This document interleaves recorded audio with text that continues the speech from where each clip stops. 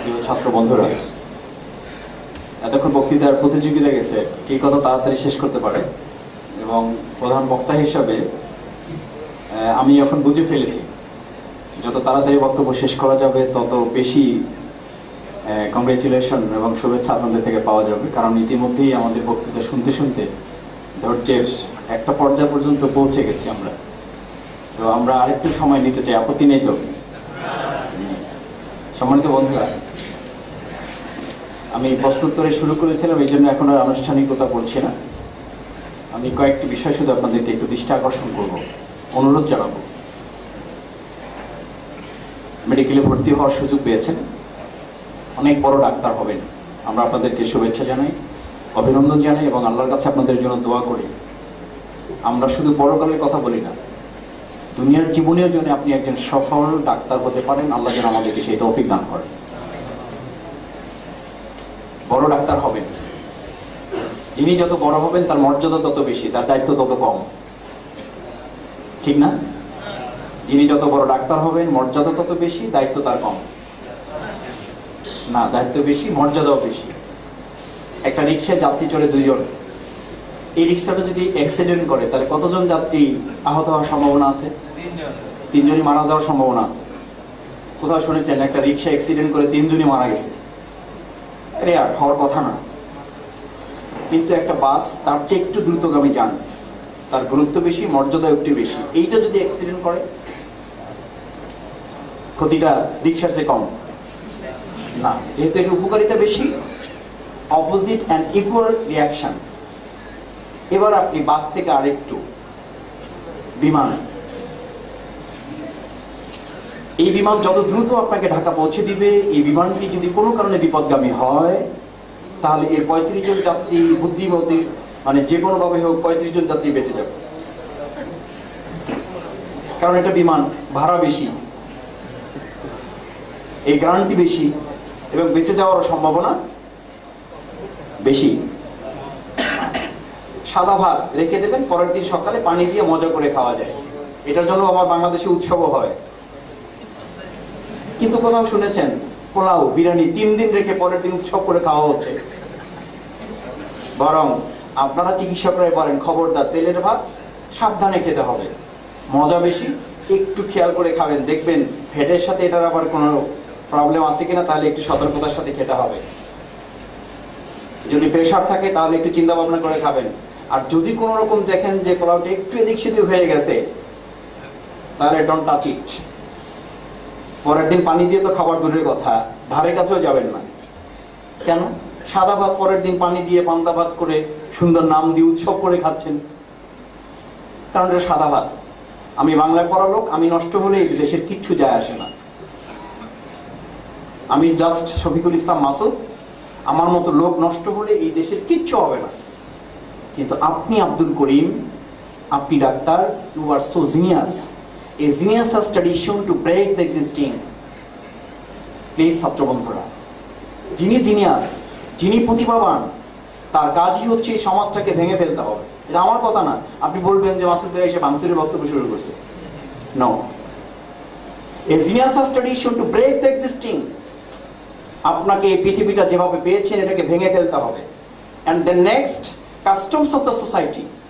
ভাঙাই শেষ কাজ না, ভাঙার পরে যখন কাজ শেষ তখন আপনাকে নতুন আরেকটা প্রজন্ম, নতুন আরেকটা বিল্ডিং আপনাকে গড়ে দিতে হবে। দ্যাট ইজ ইন্নী জাইলুন ফিল আরদি খলিফা। আমি প্রায় বলে থাকি খলিফা মানে আমরা কাপড় সেলাই করি, তাই না? হ্যাঁ, কাপড় সেলাই করার সাথে আমাদের একটা মিল আছে। কাপড় সেলাই যিনি করেন তার কাছে 100 কন্ট্রোল মাল্টি পারপাস একটা জাপানি কাপড় দেওয়া হলো। সে দেখে, খলিফা দেখে কাপড়টা পেয়ে এত খুশি হইল এবং বললো যে ভাই এত দামি কাপড় আমার পক্ষে কাটা সম্ভব না। সে করলো কি, খুশি হয়ে এই কাপড়টা গায়ে জড়ায় রাস্তায় হাঁটতেছে আর বলতেছে জানেন আমার এই কাপড়ের পিচের দাম 1250 টাকা। মানুষ বলবে একটি বড় বোকা তো পৃথিবীতে আর পাওয়া যাবে না, এত সুন্দর কাপড়টা না কাটতে হবে, তারপর নতুন শার্ট বানাতে হবে। That is responsibility, that is খলিফা। আপনি খলিফা, খলিফা মিন্স রিপ্রেজেন্টেটিভ, প্রতিনিধি, প্রতিনিধি means genius. Genius has studied to break the existing. যা পেয়েছেন, যে অবস্থায় পেয়েছেন সিলেটকে, যে অবস্থায় পেয়েছেন সিলেট মেডিকেলকে, ব্রেক টু দ্য এক্সিস্টিং, এই বর্তমান অবস্থাটাকে ভেঙে দিতে হবে।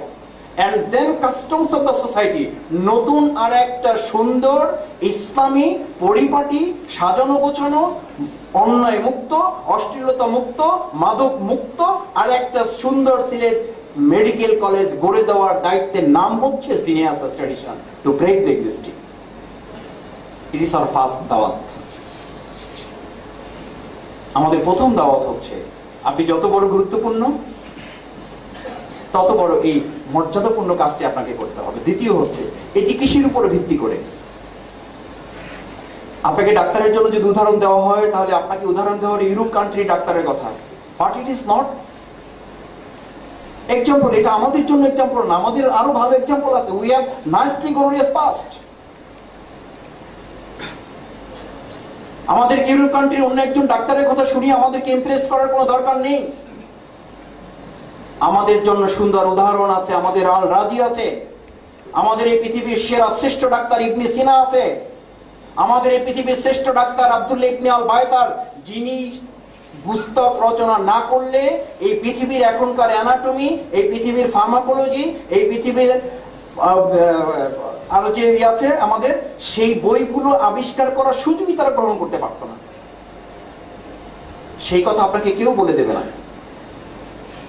কেন বলে দেবে না জানেন?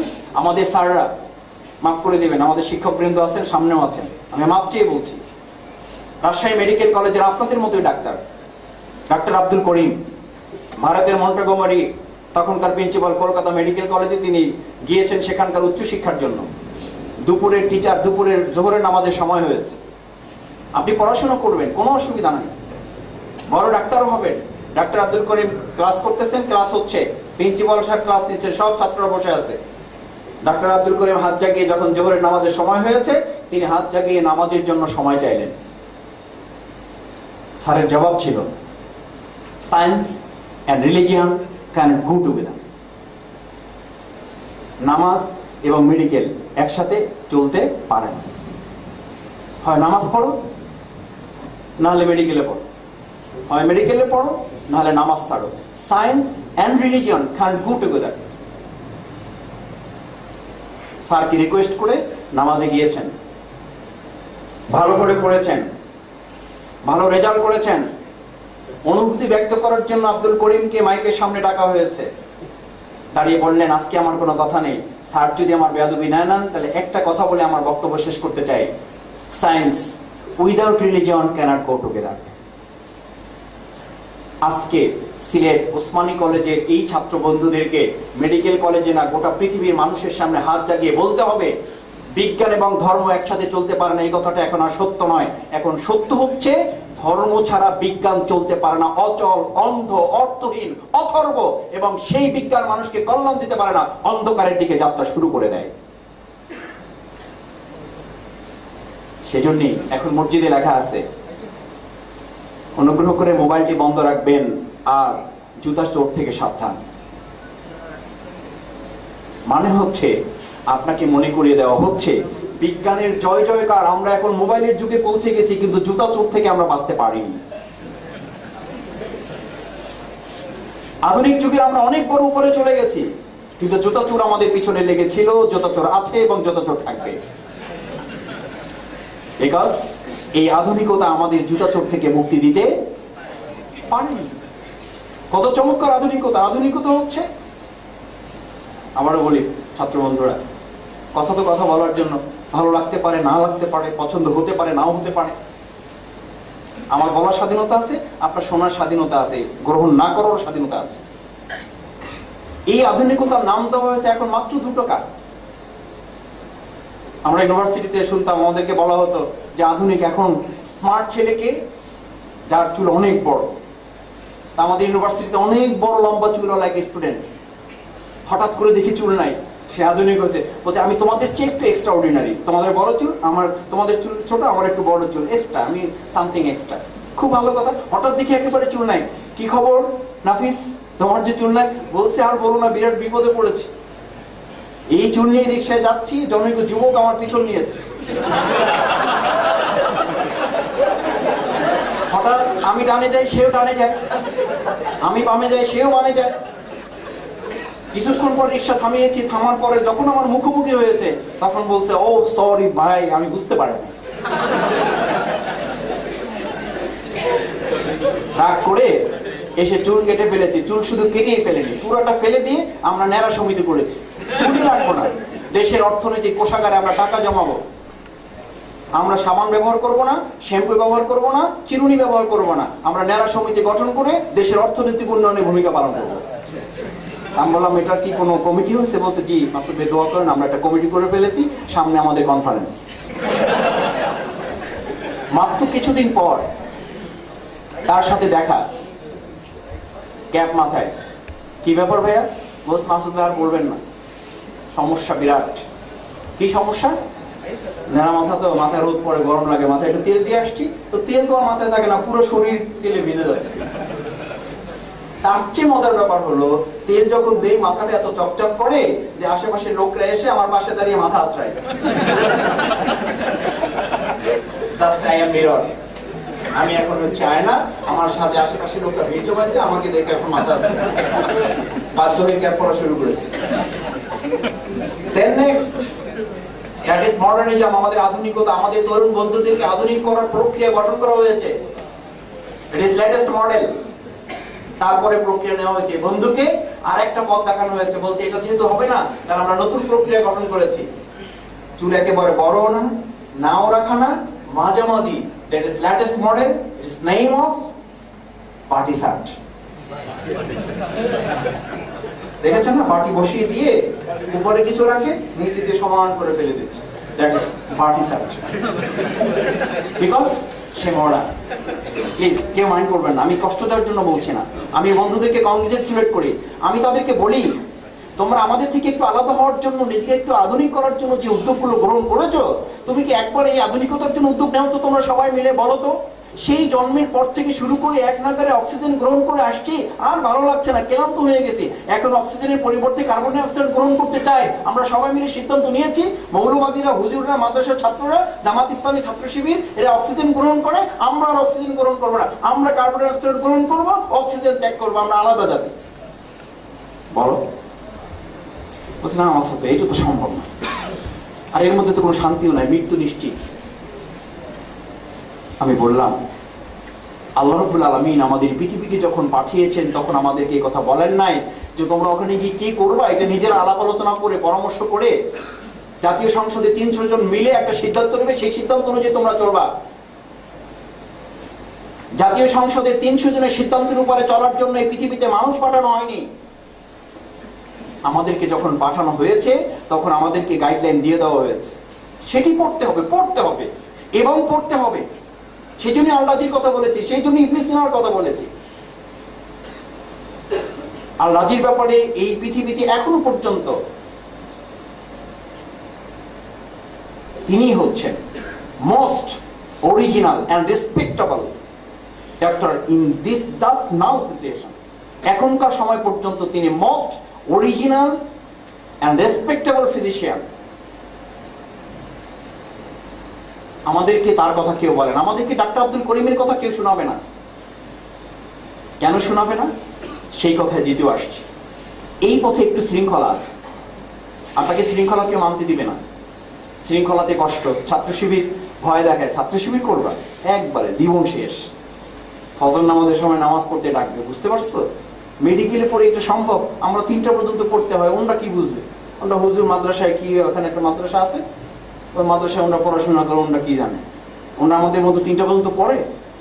ওনরা না হয় তাহাজ্জুদ পড়ে। তাহাজ্জুদ আর মেডিকেল পড়া কি সমান? ওইটা রাত জায়গায়, এটা রাত জায়গা সমান না। আমাদের রাত জাগতে হয়, আমরা 7টায় উঠাই, তাই কষ্ট, কোন রকম দৌড়ে যাই ক্লাসে যাই। প্রিয় বন্ধুরা, আমেরিকার জনৈক বাচ্চা ছাদের উপরে ঘুড়ি উড়াতে গিয়েছে, তো ঘুড়ি উঠতে উঠতে উঠতে উঠতে সুতা শেষ, এখন তো আর ঘুড়ি উড়ে না। বাচ্চা বলতেছে বাবাকে, বাবা দেখো তো এটা কেমন একটা দুর্ঘটনা, এত কষ্ট করে সুতা সংগ্রহ করেছি ঘুড়ি উড়াবার জন্য, আর সেই সুতাটা এখন ঘুড়িটাকে উঠতে দেয় না। ঘুড়ি উঠতে চায় কিন্তু সুতাটা ঘুড়িটাকে নিচের দিকে টেনে নিচে নামিয়ে রাখছে। কি এমন একটা ব্যাপার দেখো তো, অথচ কষ্ট করে ঘুড়ি সুতা সংগ্রহ করেছি ঘুড়ি উড়াবার জন্য, আর সেই সুতাটা এখন ঘুড়িটাকে উঠতে দেয় না। বাবা দেখলো এই তো আমার সন্তানকে শেখাবার সুযোগ, বলল একটা কাজ করে, ঘুড়ি ওড়াবার দরকার? বলছে হ্যাঁ, আমি ঘুরে আরো অনেক উপরে উঠাতে চাই। সুতাটা কি করো, কেটে দাও, দেখবে তোমার ঘুড়ি অনেক উপরে আকাশ, নীল আকাশ ছুঁয়ে যাবে। ছেলে চিৎকার করে উঠলো, এত মজার ব্যাপার, এরকম একটা বুদ্ধি এতক্ষণ আমার মাথায় আসেনি, যে কেটে দিলেই ঘুড়িটা অনেক উপরে চলে যাবে, কি একটা অদ্ভুত বুদ্ধি। ছেলে লাফাচ্ছে আর সুতোটা কেটে দিচ্ছে, ঘুড়ি উঠতেছে। কিছুক্ষণ পর হঠাৎ দেখতেছি ঘুড়িটা দেখা যাচ্ছে না। সে বাবাকে বলছে, বাবা আমার ঘুড়ি কোথায়? বলছে ঘুড়ি তো তোমার দরকার নেই, তোমার না ঘুড়ি উড়াবার কথা, সে তো উড়ে যাচ্ছে। বলছে একটু পরে তো সে বাতাস পাবে না, সে তো নিচে পড়ে যাবে। বলছে তাতে তোমার কি? তুমি তো শৃঙ্খলা বিশ্বাস করো না, তুমি তো শৃঙ্খলা দিয়ে তাকে আর উপরে উঠানো ঠিক নয়, এটি তুমি মানতে নারাজ। এই শৃঙ্খলা তোমার জন্য কষ্টের কারণ ছিল, শৃঙ্খলা ভেঙে দিয়েছো, এখন ঘুড়ি উঠছে। ঠিক কিছুক্ষণ পর আবেগ শেষ হয়ে যাবে, যৌবন শেষ হয়ে যাবে, ঘুড়িটা আস্তে আস্তে নিচে পড়বে। শুধু পড়বে না, এই সিলেট শহরের কোন এক দুর্বৃত্তায়ন ছোট টোকাই সম্পন্ন শিশুদের হাতে পড়বে। কেউ দৌড়ে গিয়ে আগে ঘুড়ির সুতা ধরবে, কেউ আগে লেজ ধরবে, কেউ সুতার কাটা ধরে বলবে আমার এলাকায় পড়েছে, আমি ধরেছি। অন্য বলবে আমি সুতা আগে পেয়েছি। টানাটানি করে ঘুড়ির অস্তিত্বটা বিলীন করে ফেলে। আপনার জন্য ইসলাম হচ্ছে সুতো। এই সুতোটাকে কখনো কখনো আপনার মনে হয় বিরক্তির কারণ। কেউ কেউ সুতোটা ছেড়ে দিয়ে আমরা স্বাধীন মুক্ত জীবন যাপনে অভ্যস্ত। আমাদেরকে তৈরি করা হয়েছে ট্রেনের ইঞ্জিন দিয়ে। আর আপনি বলেন কি, ট্রেন চলতে দেখেছেন? কত বড় ট্রেন, 250 যাত্রী নেয়, 300 যাত্রী নেয়, 500 যাত্রী নেয়, চলে কোথায়? ছোট্ট দুটো স্লিপারে। ট্রেন যদি কখনো আক্ষেপ করে বলে আমি 250 যাত্রী নেই আর বাস মাত্র 35 জন যাত্রী নেয়, রাজপথে চলে, আমি এখন থেকে ট্রেন সমিতি করে আমরা সিদ্ধান্ত নিয়েছি আমরা এখন থেকে রাজপথে চলব, ট্রেনের পরিণাম মারাত্মক শুভকর হবে না? আমরা সংস্কৃতিতে ট্রেন, আমরা বিশ্বাসে ট্রেন, আমরা চিন্তায় ট্রেন, আমরা দৃষ্টিভঙ্গিতে ট্রেন। আমাদের সামনে এসে কেউ কেউ রাজপথের ধোঁয়া তুলে এই ট্রেনের ইঞ্জিনওয়ালা বৈশিষ্ট্যওয়ালা বগিটাকে, এই যানবাহনটাকে রাজপথের লোভ দেখিয়ে আমাদের ট্রেনের স্লিপার থেকে রাজপথে ঠেলে দিয়ে আমাদেরকে ট্রেনের মতো ভয়ঙ্কর পরিণতির দিকে আমাদেরকে নিয়ে যাওয়ার অপচেষ্টায় লিপ্ত আছে। প্লিজ বন্ধুরা, বাঁচতে হবে সেখান থেকে। তোমাকে মনে রাখতে হবে তোমার ইঞ্জিন ট্রেনের। তোমাকে ছোট্ট স্লিপারে চলার মধ্যেই তোমার জন্য কল্যাণ, এর মধ্যেই তোমার মঞ্জিল নির্ধারিত, এর মধ্যেই তোমার লক্ষ্য নির্ধারিত, সেখানে তোমাকে বসতে হবে। সেই জন্য তোমাকে পড়াশোনা করতে হবে এখন থেকে বেশি করে। আমরা তোমাকে প্রথম অনুরোধ করব, তুমি এমন করে পড়াশোনা করো। এক পড়াশোনার উদাহরণ আমরা দিয়ে থাকি। জনৈক ব্যক্তি পড়াশোনার জন্য কেমন করে আক্ষেপ করেছেন। বই নিয়ে প্লেনে উঠেছেন, 16,000 কিলোমিটার প্লেন উপরে উঠেছে। প্লেনের ক্রুর পক্ষ থেকে ঘোষণা, our honorable passenger, our sorrowful news, within 15 minutes the destroy of our plane.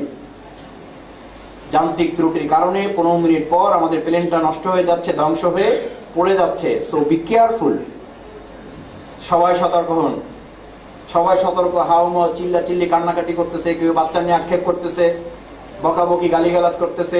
Bus just one, একজন ব্যক্তি পিছনে পড়ে, হি ইজ রিডিং নাও।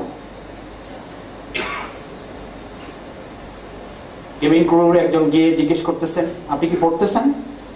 বলছে হ্যাঁ পড়ছি। বলছে আপনি আমাদের ঘোষণা শুনতে পেয়েছেন? বলছে হ্যাঁ শুনতে পেয়েছি। এবার সে তাকে বলতেছে তোমার প্রশ্ন কি শেষ? বলছে হ্যাঁ। বলছে আমার দুটো প্রশ্ন আছে। বলছে আচ্ছা বলো তো, আমি যদি পড়া বন্ধ করে দেই তাহলে বিমানটা ধ্বংসের হাত থেকে বেঁচে যাবে, তুমি কি নিশ্চিত? বলছে না, তা বলতে পারবো না। বলছে আমি যদি পড়া বন্ধ করে দেই, হাউকাউ চিল্লাচিল্লি করি, তাহলে আমি বেঁচে যাবো, এটা কি তুমি নিশ্চিত? বলছে না, তাও বলতে পারবো না। বলছে তাহলে আমি বেচারা জীবনের শেষ এই 15টা মিনিট ওই লোকগুলো হাউকাউ চিল্লাচিল্লি কান্নাকাটি চেঁচামেচি করে নষ্ট করতেছে, আর আমার জীবনের শেষ 15টা মিনিট পড়াশোনা করে কাজে লাগিয়ে মৃত্যুর দিকে ধাবিত হচ্ছে, কোনটা ভালো?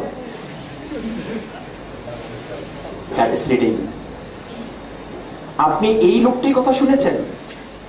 আহলে সুফা রাসূল করিম সাল্লাল্লাহু আলাইহি ওয়াসাল্লাম শুধু পড়াশোনার জন্য আল্লাহ রাসূলের কাছে খেয়ে না খেয়ে এসে বসে থাকতো। বলতে আল্লাহ রাসূল আমরা কিচ্ছু চাই না, আমরা শুধু পড়াশোনা করতে চাই, আমরা শুধু জ্ঞান আহরণ করতে চাই, আমরা শুধু আপনার খেদমতি নিয়ে যদি করতে চাই, আপনি কি বলবেন তা শুনবো এবং মানবো, এটার জন্য আমাদের জীবন আমরা নির্ধারণ করেছি। আজকে এখানে কিছু বন্ধুরা, আপনাদেরকে সিদ্ধান্ত নিতে হবে, আমরা পড়বো, আমরা জানবো, আমরা অন্যকে জানাবো, এবং এই বাংলাদেশকে গোটা পৃথিবীর মানচিত্রে একজন সফল মুসলিম চিকিৎসক হয়ে মাথা উঁচু করে দাঁড়িয়ে আমরা বলবো, science without religion can't go together. Science বাদ দিয়ে, ধর্ম বাদ দিয়ে বিজ্ঞান চলতে পারে না, সফল হতে পারে না, বরং ধর্ম এবং বিজ্ঞান এক করে গোটা পৃথিবীর মানুষকে সফলতার দিকে ধাবিত করা যায়। সেই চ্যালেঞ্জকে আমরা নিতে পারি, এই চ্যালেঞ্জ নিতে হবে। সেকেন্ড এবং শেষের দিকে আমি যে কথাটা বলতে চাই, প্রিয় ভাইয়েরা, আমাদের এখন বাবা মা, শিক্ষকরাও কখনো কখনো আমাদেরকে বুঝান, নিজে বাঁচলে বাপের নাম, মানে তুমি ভালো তো পৃথিবী ভালো। অর্থাৎ তোমাকে আমাকে স্বার্থপর করে, নিজেকে এক কেন্দ্রিক করে নিজে বাঁচতে বাপের নাম না। আপনি ভালো হলেই পৃথিবী ভালো হবে, তা ঠিক, কিন্তু পৃথিবী ভালো না হলে আপনি ভালো হয়েও টিকে থাকতে পারবেন কিনা? আমরা এখন কি বলি, আব্বা আম্মার কাছে চিঠি লিখি, আব্বা আম্মা দোয়া করেন, আমরা এখন পরিস্থিতির শিকার। যে কম্পিউটার আপনি আমার হাতে তুলে দিয়েছেন, সেই কম্পিউটার আমাকে আধুনিক প্রযুক্তিতে বিশ্বাসী করেছে, কিন্তু আমাকে অপসংস্কৃতির অতল গহ্বরে নিতেও হাতছানি দিচ্ছে। আমি কোনো পথ পাচ্ছি না, কারণ আমাকে মোমবাতি এবং আগুন এক জায়গায় করে মোমবাতি এবং আগুনের সামনে বলা হচ্ছে, মোমবাতি তুমি যদি এবার গলো তাহলে তোমার বিরুদ্ধে ফাঁসির রায় কার্যকরী করা হবে। শুনতে পেয়েছো? জাতীয় সংসদে আইন করা হয়েছে, অথচ মোমবাতি এবং আগুন কি রাখা হয়েছে? আপনারা পত্রিকায় দেখেননি? নাটোরে ইফটিজিং এর বিরুদ্ধে তদন্ত করতে 7 সদস্যের এক কমিটি যাচ্ছে। এক গাড়িতে 3 জন পুরুষ 4 জন মহিলা একই গাড়িতে যাচ্ছে। রাত হয়ে গেছে, হোটেলে ছিল, তারা যাচ্ছে ইফটিজিং এর তদন্ত করার জন্য। পরবর্তীতে প্রকাশ পেয়েছে এই 7 জনের মধ্যে ইফটিজিং এর দায়ে 2 জন সাসপেন্ড। তাদেরকে পাঠানো হয়েছে ইফটিজিং এর তদন্ত করার জন্য। Is it possible? আপনি মোমবাতি এবং আগুন এক জায়গায় রেখে তারপর ওয়াজ করবেন, আপনি সতর্কবাণী দেবেন, জাতীয় সংসদে বিল পাস হয়েছে, দেশে আইন করা হয়েছে, ইফটিজিং বিরুদ্ধে এই করা হয়েছে, এটাকে না বলুন। এইটাকে না বলার জন্য আবার কনসার্ট হইতেছে। যে কনসার্ট হইতেছে ওখানে আবার এক জায়গায় করে দেওয়া হয়েছে সবাইকে, জাতি ইফটিজিং করতে এখান থেকেই শুরু করে। কি এক পিকুলিয়ার দেশে আছি আমরা। এই ইফটিজিং বন্ধ করতে কে বলে আপনাদেরকে? বন্ধ করার কথা বলে বরং এটাকে আরো বিস্তার করার আসল চেষ্টাটা করবেন না। মাদককে না বলুন এই কথা বলে কনসার্ট করে মাদকের দিকে আমাদের যুবকদেরকে ঠেলে দিবেন না। এসব আমরা বুঝি। আমাদের মাথায় টুপি দেখে, আমাদের মুখে দাড়ি দেখে ভাববেন না আমরা কিছুই বুঝতে পারি না। আমরা বুঝতে পারি এবং বুঝাতে পারি। শুধুমাত্র আমাদেরকে কিছু সময়ের জন্য রক্তচক্ষু দেখিয়ে স্তব্ধ করার চেষ্টা করা হয়েছে। নদীর পানিকে কিছু সময়ের জন্য আটকালে কিছু সময়ের জন্য স্রোত বন্ধ হয়, কিন্তু এক পর্যায়ে যখন নদীর বাঁধ ভেঙে যায় তখন এই পানির স্রোত বিদ্যুৎ আবিষ্কার করে। বাংলাদেশ ইসলামী ছাত্র শিবির আটকে রাখা হয়েছে, এক সময় স্রোতের গতি তৈরি করে গোটা পৃথিবীতে বিদ্যুৎ আবিষ্কার করে মানুষকে আলোর পথ দেখাবে। এত সহজ না। ইসলামী ছাত্র শিবির, জামাত ইসলামী এদেশে বেশি আসেনি। এই দেশের সন্তান, এদেশের মাটি, এদেশের খাবার, এদেশের রক্ত, এদেশের গিয়ে আমরা বড় হয়েছি। চাইবেন আর আমাদেরকে বন্ধ করে দিবেন, চাইবেন আমাদেরকে নিষিদ্ধ করে দিবেন, চাইবেন আমাদেরকে রাজাকার আলবদর বলে আমাদেরকে অট্টহাসি করে আমাদেরকে স্তব্ধ করে দিবেন। আমি এদেশের সন্তান, আমি এদেশের মানুষ, এদেশের যুবক। আমার দেশ নিয়ে ষড়যন্ত্র হবে। আমার দেশে বইমেলা হয়, বইমেলা একজন লেখক এসেছেন পার্শ্ববর্তী রাষ্ট্র থেকে, আপনারা জানেন। মাইক ধরা হয়েছে তার কাছে, বলছে এটি কি প্রচার হবে? বলছে না, প্রচার হবে না। বলছে তাহলে বলি শোনেন, আমার পার্শ্ববর্তী রাষ্ট্রে যে বইগুলো নিষিদ্ধ করা হয়েছে, বাংলাদেশ সরকার সেই বইগুলো কম দামে নিয়ে এসে চড়া দামে যুবকদের হাতে তুলে দিচ্ছে। দ্যাট ইজ বইমেলা। আমার পার্শ্ববর্তী রাষ্ট্র কলকাতা যে বইগুলো নিষিদ্ধ করেছে, সেই বইগুলো আমার দেশের লোকেরা কড়া দামে, মানে অল্প দামে কিনে নিয়ে এসে চড়া দামে যুবকদের হাতে তুলে দিয়ে বলতেছে আমাদের বইমেলা সফল।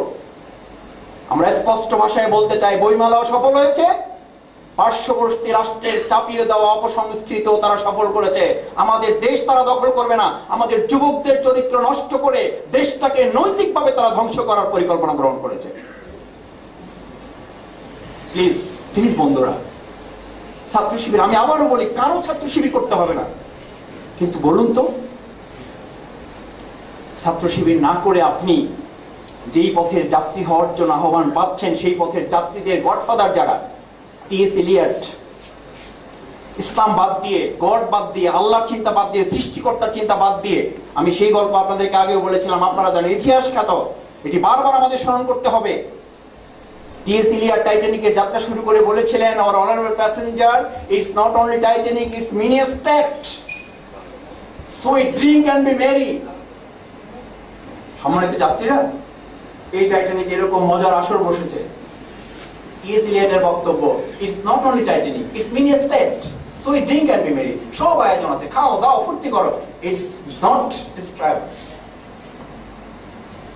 এটি ধ্বংসযোগ্য নয়। জাস্ট আওয়ার 1 ঘন্টা পর বক্তব্য, আর honorable passenger, sorrowful news, within half an hour, destroy of our Titanic, so pray for us now, we are at the time of our death, pray for us। আমাদের এই টাইটানিকটার 1 ঘন্টার মধ্যে ধ্বংসের অতল গহ্বরে তলিয়ে যাচ্ছে, তোমরা আল্লাহর কাছে প্রার্থনা করো, সৃষ্টিকর্তার কাছে প্রার্থনা করা ছাড়া আমাদের আর বাঁচার কোনো পথ নেই। এই বাংলাদেশ নিয়ে যারা খেলায় মেতে উঠেছে, আমাদের যুব সমাজকে যারা অপসংস্কৃতির দিকে ধাবিত করছে, তারাও আর কিছুদিন পরে এই আহ্বান করা ছাড়া উপায় নেই। Pray for us now, we are at the time of our death। কেন ডেথ? ডেথের ইংলিশ যারা বলেন, তারাই এই ডেথের কথা বলে দিয়েছেন। Our knowledge brings us nearer to ignorance, our ignorance nearer to death। আমাদের শিক্ষা আমাদেরকে অজ্ঞতার দিকে নিয়ে যাচ্ছে, our ignorance brings us nearer to death। এই অজ্ঞতা আমাদেরকে কোন দিকে নিয়ে যাচ্ছে? মৃত্যুর দিকে নিয়ে যাচ্ছে। প্রিয় বন্ধুরা, শেষ করব, বলেছিলাম কম কথায় শেষ করব। বাংলাদেশের লোক তো একটু বেশি বলতে পছন্দ করি, কথা সেটি নয়। মনে হয় কি জানেন, আর একটা কথা বললে আমার এই স্বপ্নের, আমার এই সুন্দর, আমার এই গর্বের, আমার এই অহংকারের যুবকগুলো সিদ্ধান্ত নেবে, আমি ইবনে সিনা হতে চাই, আমি আব্দুল্লাহ ইবনে বাইতার হতে চাই, আমি আল রাজি হতে চাই, আমি জয়নাব হতে চাই। আমি জানি না আপনারা হতে চাইবেন কিনা। আসুন, ইসলাম আপনাদেরকে সেই কথাই বলেছে, মা হুয়া শিফাউ ওয়া রাহমাতুল লিল মুমিনিন। যে চিকিৎসার কথা বলেন, সেই চিকিৎসার আবির্ভাব সেই কোরআন থেকেই। শেষ করতে চাই একাডেমিক কথা দিয়ে, ইকরা, পড়ো, কোরআনের কথা। ক্লাস, ইনস্টিটিউশন, ভর্তি হতে হবে, অর্গানাইজেশন, সংগঠন লাগবে, এটাও কোরআনের কথা। প্রথম বলা হচ্ছে ইকরা, পড়ো, ওয়াতাসিমু বিহাবলিল্লাহ, সংগঠিত হও, ইনস্টিটিউশন লাগবে। এটাই শেষ না, শুধু পড়াশোনা, প্রতিষ্ঠান নাই। কেউ বলে আমি ছাত্র, কোথায় পড়েন? বলছে তা তো জানি না। এরকম কোনো ছাত্র পেয়েছেন? আচ্ছা, ছাত্র, পড়াশোনাও আছে, কিন্তু তার কোনো পরীক্ষা দেওয়া লাগে না। কোরআন বলেছে আসিবান নাস আইয়ুতরাকু আইয়াকুলু আমান্না। তুমি বলবা সিলেট ওসমানী কলেজের ছাত্র, আর তোমার কোনো পরীক্ষা নাই, এমনি পাস। এটা আমাদের টিচারদের কথা না, এটা কোরআনের কথা। আসিবান নাস, মানুষ, তুমি কি করে ধারণা করলা? আইয়ুতরাকু, বলবা, ছেড়ে দেওয়া হবে। আইয়াকুলু, আমি ইমানদারি, আমান্না, অহুম লা ইফতানু, তোমার কোনো পরীক্ষা হবে না, এমনি পরীক্ষা ছাড়াই পাস। এই কোরআন আমাদেরকে পরীক্ষার কথা শিখছে। পরীক্ষার পর কি হবে? আজকে আপনাদেরকে ওয়েলকাম দেওয়া হচ্ছে, রিসিপশন দেওয়া হচ্ছে। এই রিসিপশনও ছাত্র শিবিরের আবিষ্কার না, এই রিসিপশনও কোরআনের আবিষ্কার। কোরআন বলেছে ফাআম্মা মান উতিয়া কিতাবাহু বিয়ামিনিহি, যারা ভালো পড়াশোনা করবে, পরীক্ষার সময়টাকে কাজে লাগাবে, তাদের আমলনামা, তাদের পরীক্ষার খাতাটা বলা হবে please take your book and right hand side and read it. কোরআনের কথা ইংরেজিতে বলতেছি, আপনাদের ভালো লাগবে তাই। তাছাড়া এটা আরবি হচ্ছে ফাআম্মা মান উতিয়া কিতাবাহু বিয়ামিনিহি, ইকরা কিতাবাকা, পড়ো তোমার বই। আরেকজনকে বলা হবে please take your book and right hand side, not বাম হাতে নাও, পড়ো। আল্লাহ রাসূল বললেন যার ডান হাতে দেওয়া হবে, এই দুনিয়াতে যিনি ভালো রেজাল্ট করবেন, তাকে রিসিপশন দেওয়া হবে, তাকে বলা হবে তোমার ভাই ভাই, তোমার তো রিটাই ভালো হয়েছে, বুঝতেই পারতেছি পড়াশোনা করছো, তো কি অবস্থা ভাই ভাই বলো। ভাই ভাই তার বেশি কষ্ট নাই। আল্লাহ রাসূল বললেন তার ভাই ভাই কম হবে। ফাসাউফা ইউহাসাবু হিসাবান ইয়াসিরা। কোরআনের আয়াত। আপনি মনে করেন আমি সৌদি আরব থেকে আসছি, টুকটাক আরবি জানি, আরবি না, কোরআনের আয়াত বলতেছি। ফাসাউফা ইউহাসাবু হিসাবান ইয়াসিরা, তার হিসাব সহজ করা হবে। আয়েশা সিদ্দিকা রাদিয়াল্লাহু তাআলা আনহা জানতে চাইলেন, ইয়া রাসূলুল্লাহ, এই হিসাব সহজ করার অর্থ কি? হিসাব সহজ করা মানে কি প্রশ্ন কম করা হবে? প্রশ্ন কি সহজ করা হবে? না, আল্লাহ রাসূল বললেন হিসাব সহজ করা মানে আল্লাহ রাব্বুল আলামিন তাকে বিনা হিসাবে জান্নাত দাখিল করবে। সুবহানাল্লাহ। খুশি হয়ে গেছেন না? খারাপ খবরও আছে। আল্লাহ রাসূল দেখলেন আপনারা যেমন এরকম এখন মুখে সবার হাসির ঝিলিক, দেখলেন আয়েশা রাদিয়াল্লাহু তাআলা আনহার হাসিতে চোখ মুখ লাল হয়ে গেছে। ইয়া রাসূলুল্লাহ, বিনা হিসাবে জান্নাতে যাব, কি মজার ব্যাপার, আউফান। রাসূল দেখলেন এই অবস্থা ছেড়ে দেওয়া ঠিক হবে না, কোরআনের পরে আয়াতটা শোনানো দরকার। ওয়া আম্মা মান উতিয়া কিতাবাহু ওয়ারা জাহরিহি, আরেক দলকে বাম হাতে পিছন দিক থেকে রিপোর্ট দেওয়া হবে, ফলাফল দেওয়া হবে এবং তার রিপোর্ট শুরু করা হবে। যার রিপোর্ট শুরু করা হবে, যার প্রশ্ন করা হবে, প্রশ্ন শুরু করা মানেই তাকে বুঝতে হবে তাকে কোথায় যেতে হবে। অর্থাৎ এক কথায় প্রশ্নের জবাব দিয়ে কেউ জান্নাতে যেতে পারবে না। বিনা হিসাবে জান্নাতে যাওয়া ছাড়া প্রশ্নের জবাব দিয়ে জান্নাতে যাওয়ার কোনো পথ। শেষ কথা হচ্ছে আয়েশা সিদ্দিকা রাদিয়াল্লাহু তাআলা জানতে চাইলেন, ইয়া রাসূলুল্লাহ, সেই বিনা হিসাবে জান্নাতে যাওয়ার পথ কি? That is way, it is not Bangladesh ইসলামী ছাত্র শিবির, দ্যাট ইজ ওয়ে, এই ব্যানার হচ্ছে সেই পথ। প্লিজ, আল্লাহ রাসূল বললেন আইয়ুল আমাল আফদাল, দুটো পথ তোমাকে বিনা হিসাবে জান্নাতে নিবে। ছাত্র শিবির আপনাকে আজকে ওই যে মাল্টিপারপাস কোম্পানি, আমরা আজকে কোনো শেয়ার ঘোষণা করতেছি না, ডাইরেক্ট জান্নাতে যাওয়ার কথা বলতেছি। কে কে যাবেন হাত জায়গা? স্কুলের এক ছেলে হাত জায়গায় নেয়, শিক্ষক বলছে কি যাবা না? বলছে না আম্মা রাতে বাইরে যেতে বলছে, পরে অন্য কোনো কাজ থাকলে কথা বলছে। সেই মনে করছে আজকে রাতেই। আপনারা আবার মনে করেন যে ছাত্র শিবির আজকে আয়োজন করছে চাইনিজ খাওয়ার পরে সবাইকে নিয়ে আমরা মোটামুটি চলে যাব না। সেজন্য আল্লাহ রাসূল দুটো কাজ দিয়েছেন, আইয়ুল আমাল আফদাল, ঈমান বিল্লাহ, আল্লাহর প্রতি শক্ত মজবুত ঈমান। সেই ঈমানের নাম হচ্ছে, এখন কথা শুনেছেন না, ভালো লেগেছে অথবা ভালো নাও লাগতে পারে, ক্যাম্পাসে যাবেন, ছাত্রাবাসে যাবেন, কই গেছিলা শিবির প্রোগ্রামে, মাথার মধ্যে ইয়ে ঢুকছে, মানে ভালো আছো তো, সুখে থাকলে বুদ্ধি কেলায় না, শিবির করো, আবার দাঁড়িয়ে টুকটাক আছে ফাইজলামি। জানো বাংলাদেশে কারা এখন ক্ষমতায়? ইয়ে কি করার জায়গা না, লাইফ নিয়ে ঝুঁকি নাই, লাইফের প্রতি মায়া নাই, এসব ছাড়ো, সোজা নামাজ আদা করতে ইচ্ছে করে মসজিদ ওদিকে, খবরদার 302 নম্বর রুমের দিকে তাকাবাও না। দেখলেন বিরাট বিপদ। গেলাম এক ভালো জায়গায়, আসার তারপরে দমক, কি দরকার, নিজের টাকায় পড়ি, নিজের বাপের খাই, পোলাপানের দমক খাইতে যাবো কি জন্য, শিবির বা করবো কি জন্য?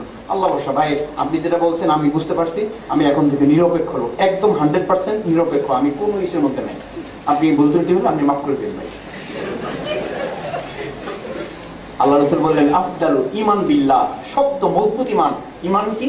ঈমান হচ্ছে তাসদিক বিল জিনান, অন্তরে বিশ্বাস, ইকরার বিল লিসান, মুখে স্বীকার, আমল বিল আরকান, তা বাস্তবে পরিণত করার নাম হচ্ছে ঈমান। আপনি বাস্তবে পরিণত করছেন না, করছি কি? ওই যে আমরা সহ অবস্থানে বিশ্বাসী, আপনি বলেন আমরা সহ অবস্থানে বিশ্বাসী। জমিতে খেতে চাষ করা হয়েছে, কৃষক গিয়ে দেখতেছে চাষের পরে ওখানে আগাছা হয়েছে, গিয়ে বলতেছে আলহামদুলিল্লাহ আমি আগাছা লাগাইনি, তাও হয়েছে, আল্লাহর কি মেহেরবানি। এবং আমি সহ অবস্থানে বিশ্বাসী, আমার ফসলও থাকবে আগাছাও থাকবে, আমি উদার, আমি কোনো কিছু ধ্বংসে বিশ্বাস করি না, আমি কোনো কিছু আঘাত আনতে বিশ্বাস করি না। বিরাট বক্তৃতা দিতেছে আগাছার সামনে দাঁড়িয়ে। কিছুদিন পর সে ওর উপরে ওষুধ দিয়ে আসছে, সার দিয়ে আসছে, গিয়ে দেখে তার ফসল যত না বড় হয়েছে, আল্লাহর কি মেহেরবানি, আগাছা তার চেয়ে একটু বড় হয়েছে। আপনি কৃষক, এই আগাছা দেখে, আগাছার বড় হওয়া দেখে বুদ্ধিমান কৃষকরা আনন্দে হালদিত হবে? সিলেট মেডিকেল কলেজে যারা আগাছা আছে, প্লিজ বলবেন আমি প্রতিপক্ষকে গালিগালাজ করছি না, এরকম অসংখ্য আগাছা আছে, মাঝে মধ্যে বড় মাথা উঁচু করে দাঁড়ায়, তার মানে এরা ফলবান বৃক্ষ নয়। এই আগাছার বিরুদ্ধে অভিযান পরিচালনা করার সিদ্ধান্ত মেডিকেল কলেজের এই মেধাবী ছাত্রদেরকে নিতে হবে। কারণ একজন কৃষক জানেন জমিতে ফসল পেতে হলে আগাছা মুক্ত জমি গঠন করতে হবে। আপনি কখনো কখনো বলেন ছাত্র শিবির তো আমরা দেখি লড়াই করে, আমি কখনো কখনো দেখি ছাত্র শিবির সংঘর্ষ করে, কেন? কৃষক যখন আগাছা তুলে ফেলে আপনি তখন কেন গিয়ে বলেন না, এই কৃষক এটাও তো একটা জীব, এটাও তো একটা গাছ, এটাও তো সবুজ পত্র পল্লবে ফুলে ফলে সুশোভিত হবে, কেন এটা তুলে ফেলতেছ?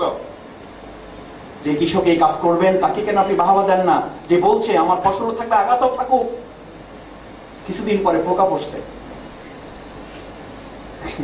কি এক সায়েন্টিফিক ব্যাপার। গিয়ে দেখবেন একটা পোকা আল্লাহর মেহেরবানিতে আগাছার উপরে পড়ে নাই। কোথায় পড়ছে? পোকামাকড় গুলোর মাথায় আল্লাহ ঢুকিয়ে দিয়েছেন যে তোমাকে আঘাত হানতে হবে আগাছায় না, কোথায়? ফসলে।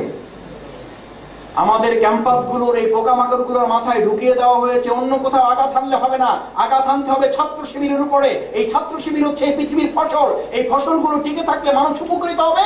তোমার আগাছা পৃথিবীতে টিকতে পারবে না, অস্তিত্ব বিলীন হয়ে যাবে। সেই জন্য ছাত্র শিবিরের প্রতি আঘাত, সেই জন্য জামাত ইসলামের প্রতি আঘাত, সেই জন্য ছাত্র শিবিরের বিরুদ্ধে নির্মূল অভিযান, আগাছা নির্মূল অভিযান। আমরা বলতে চাই ওষুধ দিয়ে, ওই যে কৃষক গিয়ে দেখলেন যে দুনিয়া মনে মনে বলতেছেন আল্লাহর মেহেরবানি, আগাছার উপরে দেখছো পোকা পড়ে নেই, পড়ছে আমার ফসলের উপরে, তার মানে এই আগাছার প্রতিও পোকার কি আছে? একটা ভালোবাসা আছে। আলহামদুলিল্লাহ, খুব খুশি। অপেক্ষা করলেন, 3 মাস পর ফসল কাটতে গিয়েছেন। আপনারাই বলুন, আপনি সহ অবস্থায় বিশ্বাসী ছিলেন? আপনি বলেছিলেন আগাছায় হাত দেওয়া আমাদের দায়িত্ব নয়, আগাছা আগাছার মতো থাকবে, নিজে বাঁচলে বাপের নাম, আমি থাকলে সব ঠিক, আগাছা নিয়ে আপনার কোনো চিন্তাই করেন নাই। 3 মাস পর গিয়ে দেখবেন আপনার পুরো জমিতে ফসলের কোনো খবর নাই। গোটা জমি আগাছার সবুজে পত্র পল্লবে ফুলে ফলে সুশোভিত হয়ে পুরো জমি দখল করে আছে। ফসল না আগাছা? What is it? What is this meaning?